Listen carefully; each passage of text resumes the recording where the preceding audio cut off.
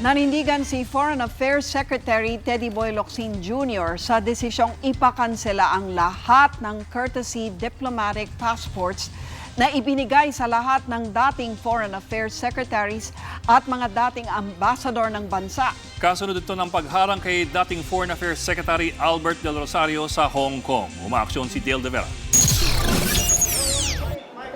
Nanindigan si dating Foreign Affairs Secretary Albert Del Rosario na nilabag ng Hong Kong ang Vienna Convention matapos siyang harangin ng airport authorities noong Biyernes. Hindi kasi iginalang ang kanyang diplomatic passport na nagbibigay sa kanya ng immunity.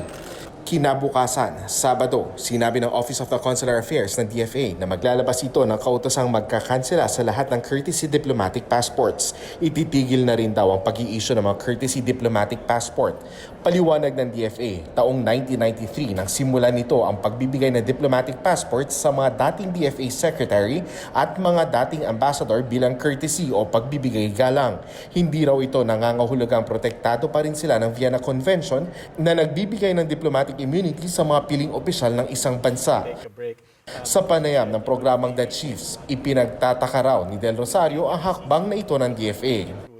We assume that the granting of this privilege to have diplomatic passports for SFAs, former SFAs and former ambassadors were given on the basis of ingratitude for the dedicated service that they had rendered for the Filipino people. You've given something that was worthwhile to people who deserved it. Now you're taking it back. So we're saying, why are you doing this? But there doesn't seem to be any plausible explanation at this time. But it's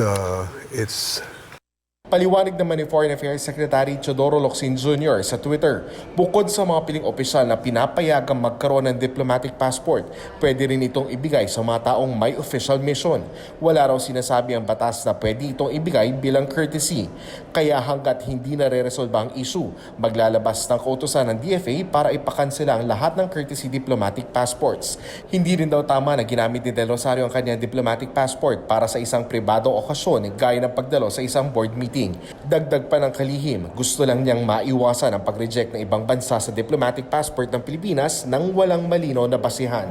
Kasabay nito, sinabi ni Locsin na posibleng isauli niya o i-turn over sa National Treasury ang nasa kalahating milyong pisong donasyon ni Del Rosario para sa mga mangingisda ng FB Denver 1 na ipinadaan sa DFA. Paliwanag ni Locsin, hindi pwedeng mamigay ng donasyon ng DFA.